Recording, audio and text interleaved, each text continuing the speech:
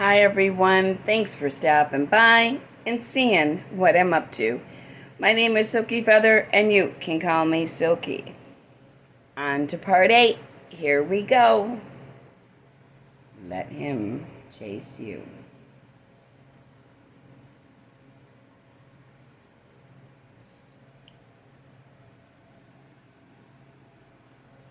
Sure. A lot of people meet the love of their lives when they're not even looking. If one of your girlfriends is making you feel bad about not having a boyfriend, don't spend as much time around her. Go to a meetup event and meet some new single friends or get a new social hobby. Avoid women who are always talking about their husbands or boyfriends. Don't allow pressures from others to cause you to rush into a bad relationship. And remember, 8.5 times out of 10, maybe even more, your friends who brag or make you feel insecure about not having a boyfriend are not really happy in their own relationships.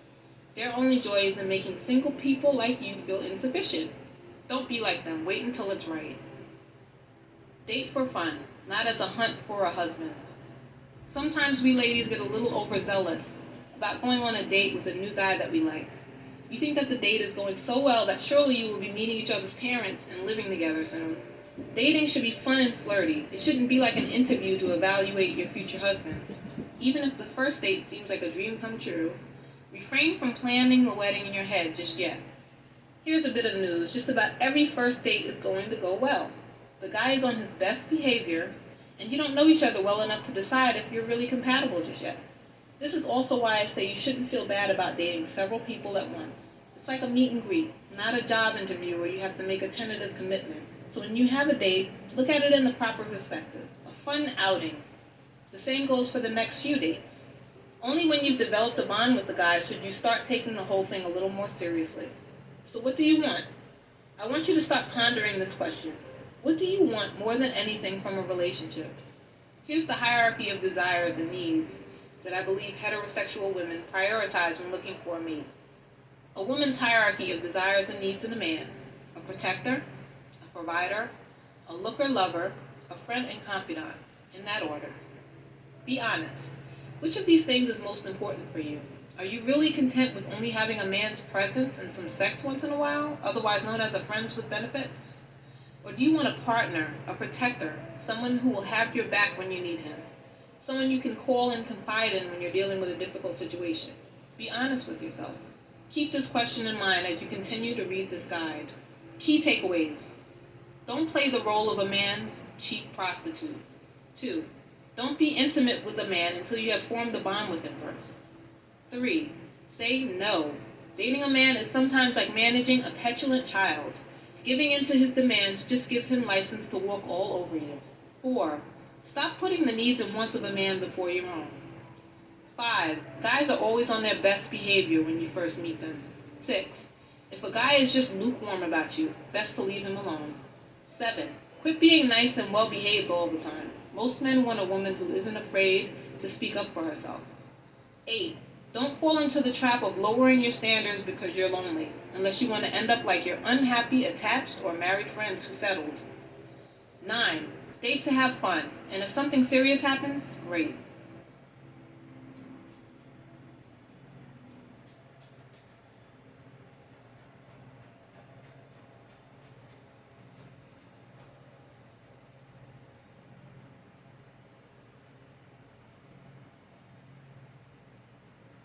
I might go a little bit longer for the weekend. Chapter 6.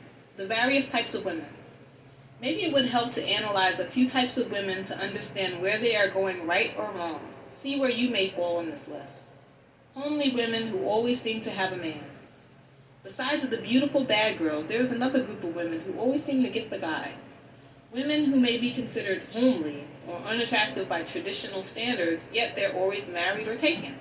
Like the traditionally beautiful, sexy girl, these women also understand men and use this understanding to get exactly what they want. These women usually have great personalities.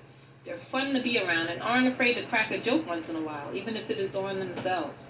They make good friends. These women have a very attractive trait that goes beyond looks or sex appeal. They are confident and secure in themselves. They care very little about what other people, including men, think about them and exude happiness. Men love that. These women also aren't afraid to ask for what they want, including a commitment. A traditionally pretty, nice woman who is insecure in herself isn't long term attractive to men. She will get pumped and dumped time and time again because she doesn't believe in her own woman power and prioritizes the needs of others, especially men, before her own. And yes, in some cases, the homely woman is simply offering other perks as a way to keep a man in her life, such as financial support, a place to stay, or degrading sex acts. In this case, she'll keep him around for a while, but he will leave as soon as he finds a better deal. No good. The good, hardworking woman who's always single. Many single women who are ignored fall into this category. They have been taught from a young age that all they have to do is be a good, nice woman in order to meet and marry a good, nice man.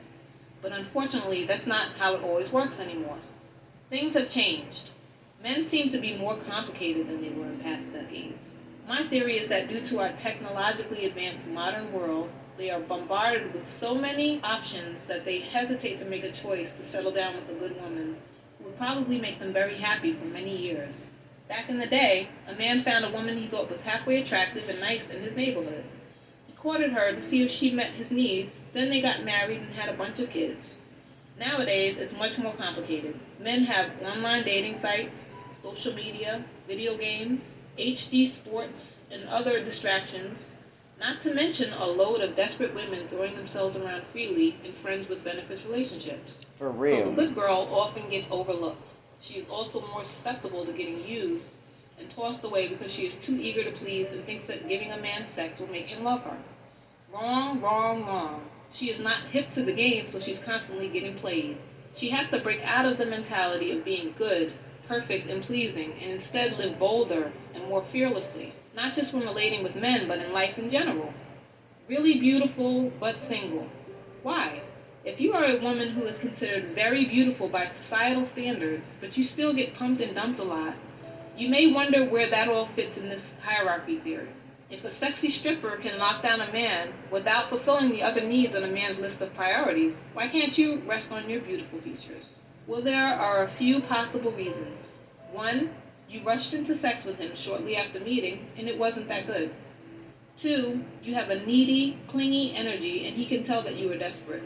Three, you have low self-esteem despite your amazing looks, or you're too eager to please others. Yes, men love beautiful women, but that isn't enough in the long term. The woman also has to be fun, charismatic, confident, sexy, and a little dangerous, like a bad girl, in order to hold his attention. A beautiful woman becomes very unattractive when she's insecure and needy. A homely woman can look like the queen of the Nile when she is confident and has a great personality. So again, if you are beautiful and think that trait alone is going to make a man fall in love with you, you are sorely mistaken. Say no to quick sex until he has a chance to learn more about you, and peel back your layers if you are more of a reserved or insecure personality. Don't be afraid to come out of your shell, and do not become too attached to one guy too soon. Date and have safe and smart fun. Women with high sexual energy. We all have different energies that we give off to others. A woman who gives off very hot and steamy sexual energies to men needs to be very careful when dating. I have come to a place where I have to admit that I am one of these women. Unconsciously, I give off high sexual energy. It's no wonder that so many guys from my past wanted to rush into sex with me as quickly as possible after meeting me. I can admit that in the past, I was one of those mild-mannered, insecure women who was too eager to please. So looks and sex alone wasn't enough to keep most of those guys around. Sex is never enough when it comes to building a healthy, long-term relationship with a man. If you are one of those women who give off strong sexual energy, tone it down a bit. Dress nice, but not too sexy on your first date. Put the cleavage away so that he will spend more time looking at your eyes than your boobs. Wait until you two are official and bonded in a relationship to pull out those really sexy dresses and tight hot pants once in a while. Also, never go on a date if you are feeling sexually charged. If need be, release that energy, if you catch the drift, before your date so that you won't jump into anything stupid too soon. Don't go over a guy's house too soon if you have a high sexual energy. Don't even play around like that. You will have a very hard time resisting the lure of time alone with him, especially if drinks are involved. Also, avoid deep kissing early on in the dating process.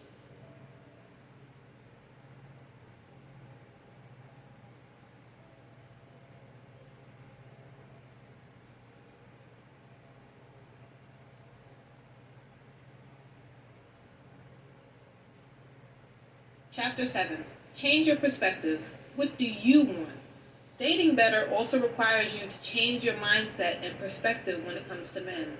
You have to get out of the mode of going out of your way to please men and start going out of the way to please yourself more. You need to be happy first and foremost. You are the prize to be won over, not the guy. Understand and accept that as the truth. Say it to yourself each morning when you look in the mirror. Think about your needs. The woman's hierarchy of needs is protector, provider, lover, friend, or some variation of that order. So think about this. If a man hasn't proven that he can offer at least one of the first two priorities on your list, protector or provider, why are you even giving him the time of day? Why are you continuing to talk to him? Why are you so willing to give up sex to a man who hasn't proven himself to be a protector, a provider, or a friend to you? Desperation, that's why. Nice women are so desperate for approval that they will compromise their own values and needs to meet someone else's. It's time to wake up from that nightmare. Your values, needs, motivations, and desires are more important than a stranger's. Absolutely. I would even extend that to say that your values, motivations, needs, and desires are more important than anyone else's, with the exception of children because they didn't ask to be here. A lot of women don't really think of themselves as a prize. They think the man is the prize. That is backwards thinking that not only destroys self-esteem, but also disrupts the social order between men and women.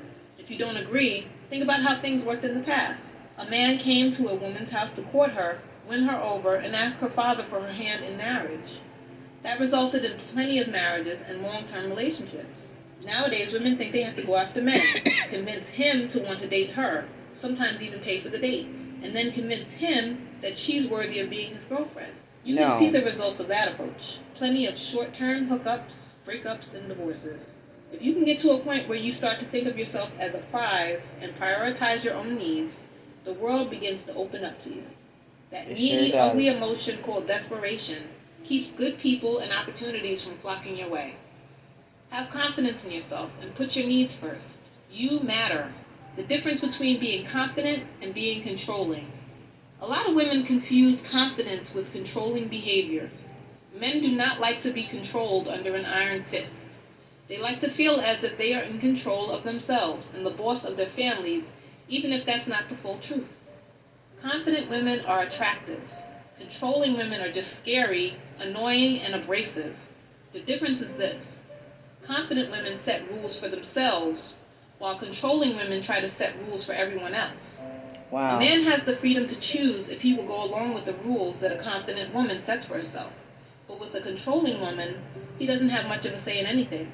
It's almost like being in slavery. That's where they get the term ball and chain. Ask any happily married woman, not just married, but happily married. She has an unspoken rule over her household, but knows how to make her man feel important. She sets rules for herself and what type of conditions she will live in, but doesn't force them on her spouse. He can choose not to comply if he wants, but there is no guarantee that she'll stick around or be happy about it. It's totally up to him. Simply put, confidence is not the same as arrogance, selfishness, or controlling behavior. Controlling behavior might work for a short while on weak-minded men, but a decent guy is not having any of it. Weak-minded men might stick around for a while out of fear, but soon enough, they're quietly plotting ways to escape. Make him earn you. Men place value on things that they've earned. Make him work for you, the prize, and all that comes with winning that prize. He must care for you as a person, not a sex toy, before you have sex with him if you want the relationship to progress to something meaningful. Sex is too easy. Becoming a man's friend is a real challenge that requires time and work for both people. Don't go to him. Let him come to you. If you agree to go on a date, don't agree to meet at a place close to where he lives, especially if it's out of your way. It's a setup for getting you back to his place for sex. One of the 48 Laws of Power, a book by Robert Greene that I strongly suggest for any young single woman who feels powerless, even expresses this concept. He says, make other people come to you. Use bait if necessary. Knowing this important power principle, I decided to purposely break it to test my theory for the purpose of this book. I guess you could call it an experimental date. A guy I met online asked me to a date at a bar or restaurant in his neighborhood. I lived about 20 minutes away at the time. I agreed because the restaurant looked interesting and it was downtown. As soon as I arrived, I could immediately sense his arrogance. He sat back trying to look as aloof as possible. He didn't even bother to stand up, pull out my chair, or give me a friendly hug. He just sat there. Shortly after we began talking, I knew I wasn't interested in dating him. He was a me, douchey type.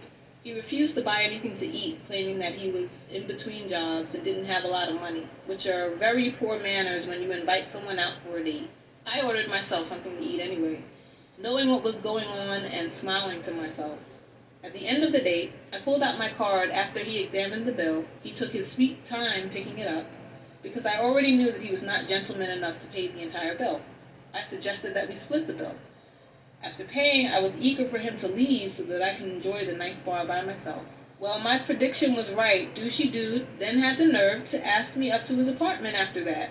Because I agreed to go to his part of town for our date, I guess this particular person took that to mean I was eager and desperate enough to pay my own tab for a date he asked me on, and then give him quick sex. I promptly declined and sent him on his way. I could see all of his arrogance deflate at that moment. He really assumed that I was desperate enough to fall for his little plan. And unfortunately, some women do. Remember what I said in chapter 5 about how some guys will try to treat you like a cheap prostitute? Well, this guy actually thought he was getting some for doing and giving absolutely nothing. The moral of the story here is, when dating early on, do not go to his turf. Either make him come to your turf or meet somewhere in the middle. And that's where we're closing it. I went over a little bit because it's the weekend. Enjoy. Be good to one another. Be nice. Be kind, I meant to say, to one another. This is Silky Feather signing off. Bye-bye.